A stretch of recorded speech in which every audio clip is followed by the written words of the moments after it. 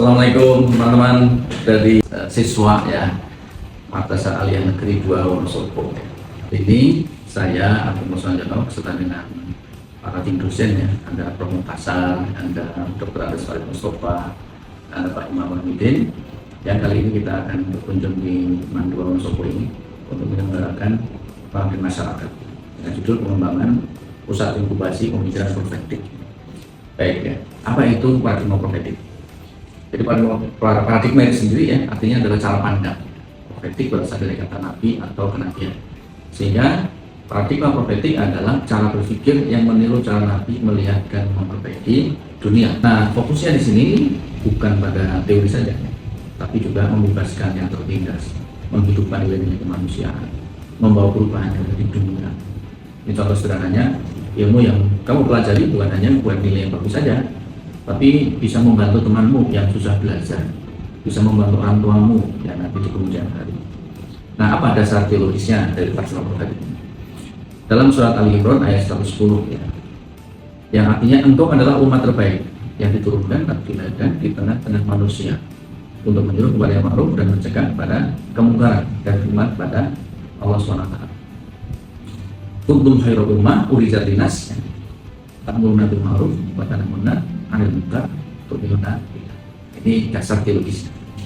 Nah, lalu dasar pemikiran paradigma profetik itu apa? Yang pertama, kita lihat tipologi pemikiran Islam itu ada 3. Ada mitos, ada ideologi, ada ilmu.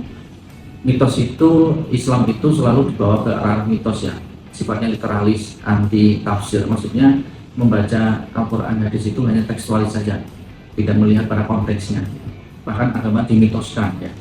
Lalu kemudian ideologi ini muncul dalam gerakan-gerakan politik yuridis, misalnya gerakan-gerakan mendirikan negara Islam, khilafah dan sebagainya. Belum merasa menjadi Islam yang baik kalau belum mendirikan negara Islam, misalnya seperti itu. Maka kalau nggak hati-hati, gerakan ideologi ini bisa mengarah ke radikalis ya.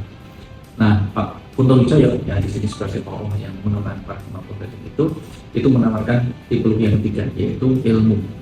Bahwa Islam itu sebagai agama yang ilmiah, yang rasional, yang bisa dikembangkan secara keilmuan yang bermanfaat untuk semua orang, untuk banyak orang.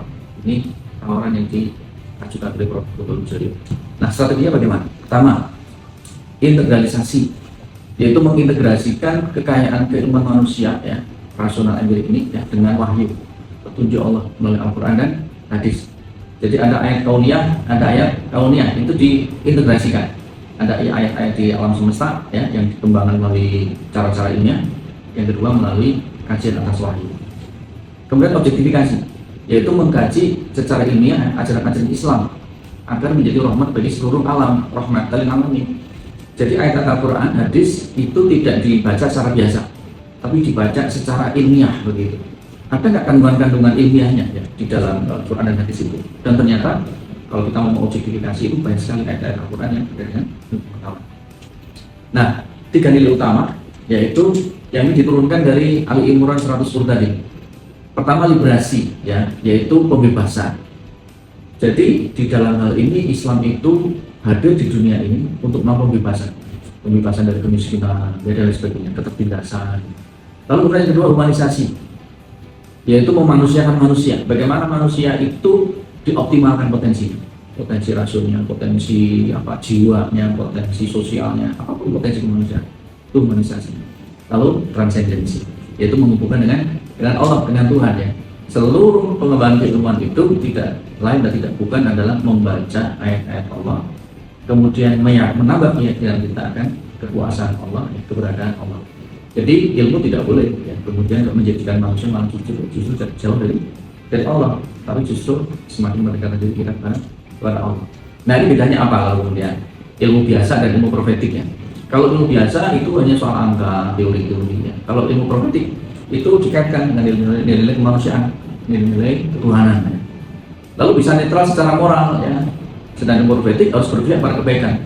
Jadi ilmu biasa itu tidak ada kaitan dengan nilai, bebas nilai, value free. Nah, di profetik nggak bisa begitu. Nilai itu sangat terkait dengan nilai-nilai kebaikan, nilai keindahan, nilai keilahian, nilai lingkungan, nilai kemanusiaan, macam-macam. Lalu ilmu biasa kecenderungannya adalah untuk kepentingan diri sendiri, sedangkan ilmu profetik untuk kepentingan bersama, bahkan untuk kepentingan alam semesta. Tidak hanya ilmu, hanya untuk ilmu saja. Yang penting kan saya pengembangan ilmu bisa memuaskan diri ya. Bahwa kita sebagai ilmuwan bisa menciptakan macam-macam teknologi dan sebagainya. Itu ya bagus, tetapi belum cukup.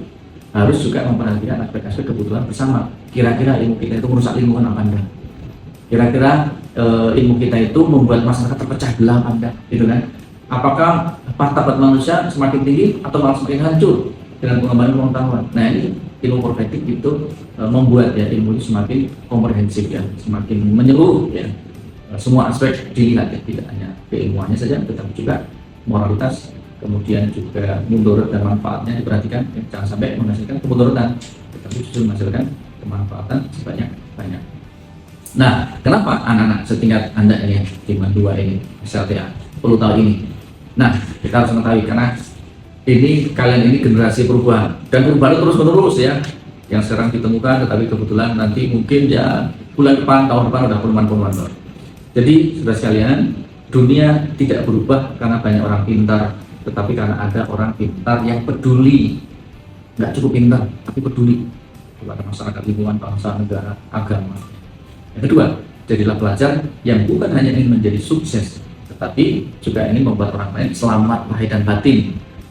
Jadi ujungnya ilmu itu bukan semata-mata kesuksesan, apalagi hanya kesuksesan duniawi, tetapi kesuksesan duniawi, ukhrawi, lahir batin. Teman-teman SMA ya, Diman ini perlu mengetahui tentang bagaimana paradigma profetik ini dan perlu dikembangkan terus-menerus ya di lingkungan sekolah ya, kemudian juga di lingkungan kehidupan kita sehari-hari. Nah, oke, penutup. Kita tidak bisa menjadi nabi, tapi kita bisa meniru semangat nabi. Apa itu? Nabi membela yang tertindas, wanita yang tidak dihargai, orang miskin yang disingkirkan ya. Nabi jujur dalam berdagang ya, sehingga perekonomian itu bisa maju. Sekarang ini ya, dunia negara kalau ekonominya nggak bagus, wah juga bermasalah juga kan. Kemudian Nabi lembut pada anak-anak ya, pada keluarga, pada istri, pada masyarakat ya. Dan Nabi tidak membalas dengan marah, tapi dengan kasih sayang. Nah ini penting, kenapa? Dunia kita ini seringkali dipenuhi dengan konflik-konflik ya. Dengan welas asih, kasih sayang, dan Nabi ingin membangun persaudaraan dunia. Bukan hanya persaudaraan di tingkat umat Islam saja atau sebangsa saja, tetapi juga umat manusia.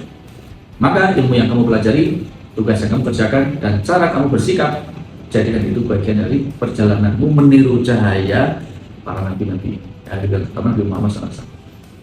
Ya, saudara sekalian, makasih sekali sudah hadir ya pada kesempatan kali ini, dan nanti lebih jauh lagi kita akan diskusikan masalah-masalah ini dalam hal-hal yang lebih konkret yang kita sering temui dalam kehidupan kita sehari-hari. Mungkin itu dulu ya. Assalamualaikum warahmatullahi wabarakatuh.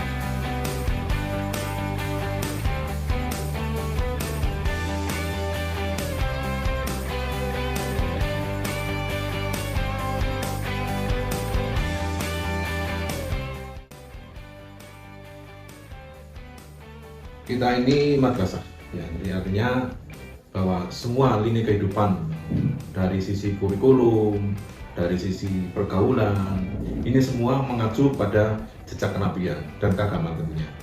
Jika semua sisi atau semua lini yang ada di madrasah ini semuanya harus bersumber atau mengacu pada bidang keagamaan atau jejak kenabian. Visi Mandua Wonosobo antara lain adalah bertakwa, berakhlakul karimah. Visi ini mengandung pengertian bahwa semua pembelajaran yang ada di madrasah, baik dari intra, ekstra maupun co-kurikuler di madrasah ini, semua mengacu atau semua berpedoman kepada atau mengarah kepada ketakwaan dan akhlak yang baik, akhlak yang dibawa oleh kenabian. Kegiatan yang paling pokok adalah memasukkan nilai-nilai itu di kegiatan pembelajaran yang paling utama. Jadi baik itu pelajaran agama, itu otomatis, maupun pelajaran-pelajaran umum seperti matematika, fisika, kimia, IPS, geografi dan sebagainya, semua di sana ada nilai-nilai keagamaan yang harus dimunculkan. Jadi tidak sekedar teori bahwa di perangkat pembelajaran ada nilai-nilai ini, nilai keagamaannya, tapi ternyata prakteknya justru nanti semua guru ini mempraktekkan nilai-nilai keagamaan pada pembelajaran. Kegiatan pengabdian Fakultas Filsafat UGM ini mempunyai arahan bahwa akan membawa anak-anak kita nanti untuk bisa meneruskan di UGM gitu ya. Sehingga kesan kami bahwa UGM sangat bermasyarakat. Jadi UGM sangat dekat dengan masyarakat. Harapan depan tentunya kami dari madrasah kepingin ya supaya bagaimana alumni-alumni Mandua Wonosobo ini bisa banyak yang bisa diterima di UGM ya. Apalagi ini Fakultas Filsafat ini fakultas yang luar biasa menurut kami. Kami juga mengharapkan ada kerjasama ya, ada kerjasama antara Mandua Wonosobo dengan UGM sehingga kegiatan-kegiatan alumni-alumni Mandua Wonosobo ini bisa meneruskan di UGM.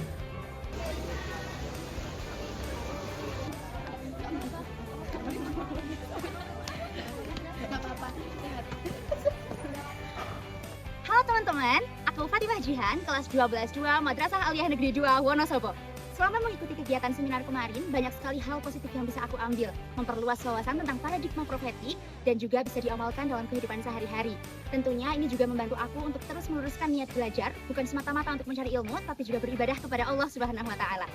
Semoga kegiatan positif seperti ini dapat terus berlangsung agar dapat menginspirasi semua masyarakat, khususnya siswa-siswi Madrasah Aliyah Negeri yang ada di Indonesia. Semoga Madrasah Aliyah Negeri 2 Wonosobo dan Universitas Gadjah Mada selalu menjaga hubungan silaturahmi dengan baik. Terima kasih. Hai teman-teman, nama aku Hana Amelia, aku dari kelas 12-6, aku bersekolah di Mandua Wonosobo.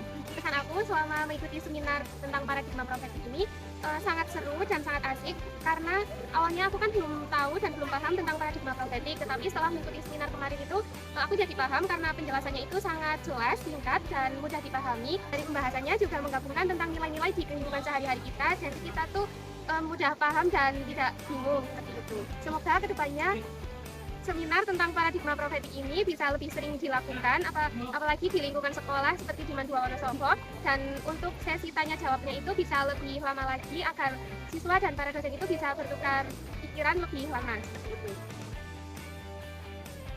Hai teman-teman, perkenalkan nama aku Kaila Hetrin Jara Firdaus, biasa dipanggil Kaila dari kelas 12-6 Madrasah Aliyah Negeri 2 Wonosobo.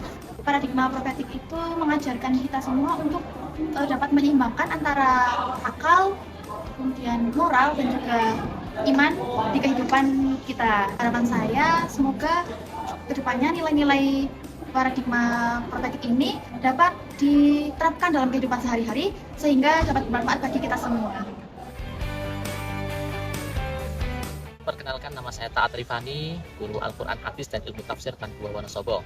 Alhamdulillah setelah kemarin guru dan anak-anak mendapatkan pembelajaran atau seminar paradigma profetik dari Prodi Filsafat Universitas Gadjah Mada, alhamdulillah sangat berarti untuk Mandua Wonosobo dan mempengaruhi kebiasaan khususnya di Mandua Wonosobo.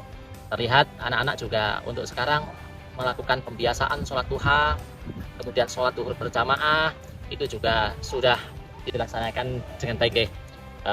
Selain itu di Mandua Wonosobo juga sudah melaksanakan kegiatan khataman Al-Quran, 1 minggu 1 kali khataman ya. Tetapi di situ semua guru, karyawan maupun peserta didik juga berpartisipasi untuk melaksanakan kegiatan itu. Selain itu juga setiap hari Sabtu di kami juga melaksanakan kegiatan tasmik yang dilaksanakan secara live di akun YouTube Mandua Wonosobo maupun di Instagram. Dan kami berharap paradigma profetik ini bisa diterapkan dan diimplementasikan di lembaga pendidikan yang lain ya, khususnya di Wonosobo atau bahkan di seluruh Indonesia, supaya bisa menjadi suatu paradigma yang bisa memberikan perubahan yang signifikan bagi generasi bangsa Indonesia ke depan. Terima kasih. Selamat siang. Assalamualaikum warahmatullahi wabarakatuh.